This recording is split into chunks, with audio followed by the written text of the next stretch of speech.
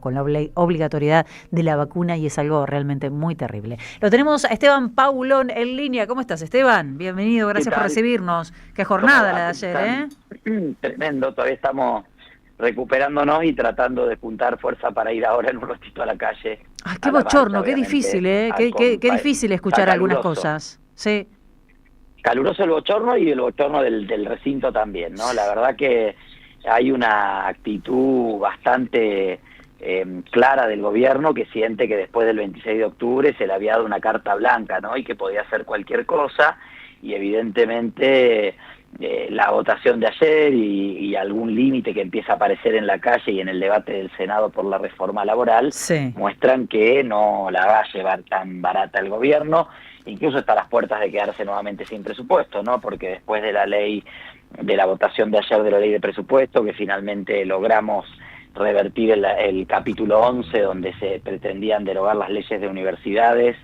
Sí. y emergencia en discapacidad, pero también se pretendía darle una compensación varias miles de veces multimillonaria a las empresas eléctricas, a las distribuidoras eléctricas, por unas deudas de supuestamente el año 2004 que nadie reconoce más que las propias empresas, y también ahí se desenganchaba la asignación universal por hijo de la Sí. indexación o del aumento por inflación. Bueno, La después zona de fría también ahí, ¿no? la zona fría de la energía, bueno, todos temas que al gobierno no le interesaban y ahora el presidente dice que así el presupuesto no le interesa, por lo tanto muy posiblemente vayamos a un tercer año sin presupuesto nacional, ¿no? Y creo que lo de ayer fue una demostración clara de los límites políticos y sociales que este gobierno enfrenta. Políticos porque hasta sus propios aliados le terminaron votando en contra, por soberbia el gobierno pensó que la tenía atada, que no necesitaba a nadie, y terminó generando mucho malestar en los sectores más cercanos políticamente al gobierno, y después, por otra parte, sociales, porque los grandes protagonistas, las grandes protagonistas de la noche de ayer, fueron las familias, las organizaciones, las personas con discapacidad, que en 36 horas armaron una gran campaña de instalación pública de lo que se estaba jugando en ese debate del presupuesto, acompañados también, obviamente, por toda la comunidad universitaria, que Sí. también se movió con enorme rapidez Sí. y que permitió que, a pesar de que esta ley se terminó votando a las 2 de la mañana, el país estuviera atento de qué es lo que estaba pasando, de qué era lo que estaba pasando en el debate del presupuesto, ¿no? Y hoy quizá algunos de los artículos muy negativos que tenía esta ley que no logramos frenar porque nos faltó fuerza, tal vez terminen cayendo por propia decisión del gobierno, que prefiere volver a no tener ley de presupuesto a tener una ley de presupuesto que considera mala y que no cumple con el objetivo de ajuste que se había propuesto el presidente Milei. ¿Qué haces, Esteban? ¿Cómo estás? Te saluda Jair Sibel. Quiero tu ¿Qué tal, Jair? ¿Cómo evaluación te va? sobre lo que sucedió ayer, si es una evaluación, el vaso medio lleno en términos de poder voltear este capítulo tan sensible, o el vaso medio vacío en términos de leer que finalmente en general obtuvo los números que quería el gobierno, y cómo se configura con esta votación de ayer el escenario de cara a la discusión de un tema tan importante como la reforma laboral. Bueno, a ver, en primer lugar, obviamente ayer es un límite claro, ¿no? Y un límite de las propias debilidades del gobierno, que hay que recordar que sacó 40% de los votos y eso le permitió constituir un bloque propio de unos 80 miembros, ¿no? Hay 15 que los compró con la chequera. O sea, 80 salieron de las urnas, 15 se acercaron por la chequera. Y a esos 15 hay que sumarle los 22 del bloque del PRO, la UCR, el MIL, que ayer finalmente se termina desmarcando. De hecho, ha anunciado el presidente del bloque que va a denunciar judicialmente la designación de los auditores de la Auditoría General de la Nación, totalmente irregular también, a las 4 de la mañana.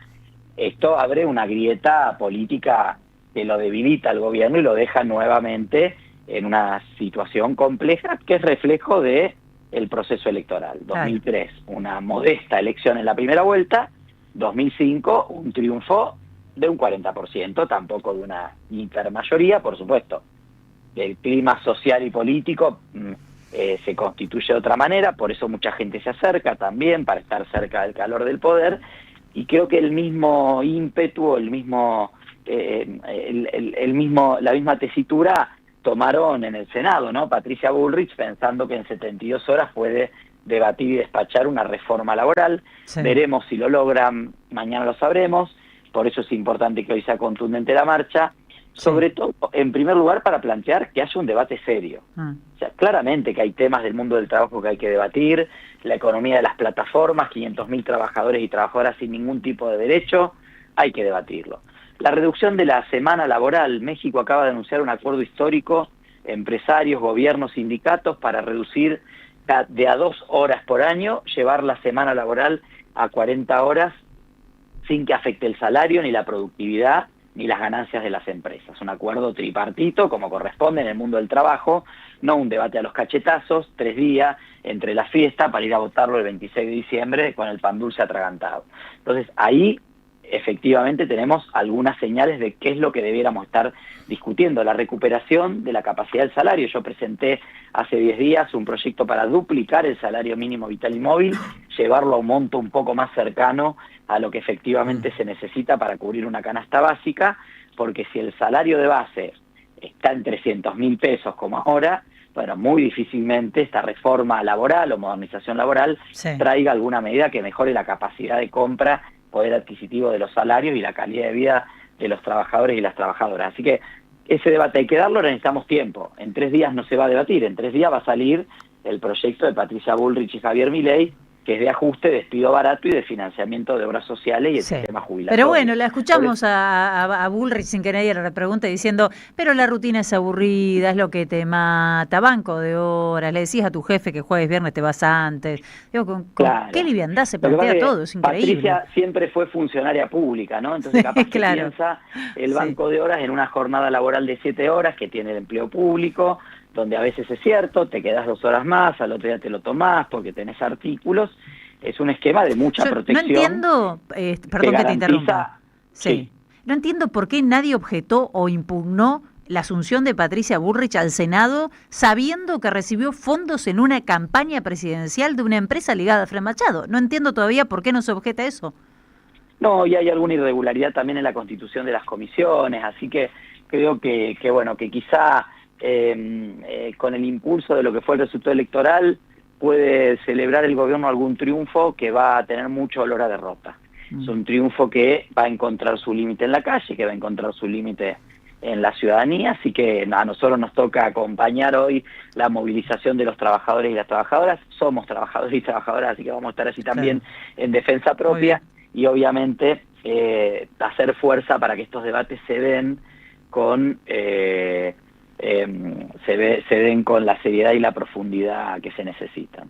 Bien, estoy viendo un posteo del Ministerio de Seguridad de Nación que dice: trabajar es tu derecho, si elegís trabajar y te amenazan para que no lo hagas o te obligan a marchar contra tu voluntad, denuncia al 134. Yo creo que hay un gran porcentaje de los argentinos que podrían llamar para denunciar que no les están cumpliendo el derecho a trabajar porque fueron despedidos y porque este gobierno lo que está haciendo es destrozar, ¿no?, la posibilidad de acceso al trabajo. Me parece que más que denunciar a los sindicatos, vamos a terminar llamando esa línea para denunciar al gobierno. Así es. Así es.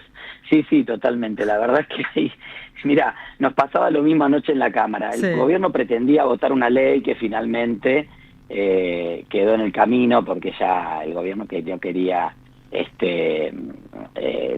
quedar con otra derrota en la noche, que era una ley que pretende penalizar a los legisladores si presentamos proyectos o votamos proyectos que no tengan la fuente de financiamiento.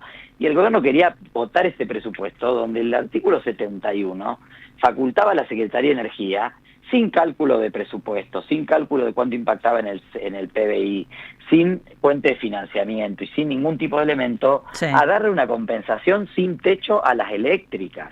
Eso, Edenor está reclamando por ese punto en las audiencias públicas $3.500 millones. Qué locura, claro. Imagínate sumar las distribuidoras, ¿quién va a pagar eso? O sea, el gobierno se pone picante con algunas cosas y con otras no. Si se hubiese votado esa ley, todos los diputados y diputadas que votaron a favor de la ley de presupuesto tendrán que estar directo a tribunales a presentarse para una denuncia, ¿no? Pero bueno, son las hipocresías de este gobierno que dice venir a combatir la casa y cayó en las mejores prácticas, en las peores, en realidad prácticas de la casa, anoche muy tarde repartiendo tipo piñatas, cargos para la Auditoría General de la Nación que les sirvieron para conseguir algunos votos en la votación del presupuesto.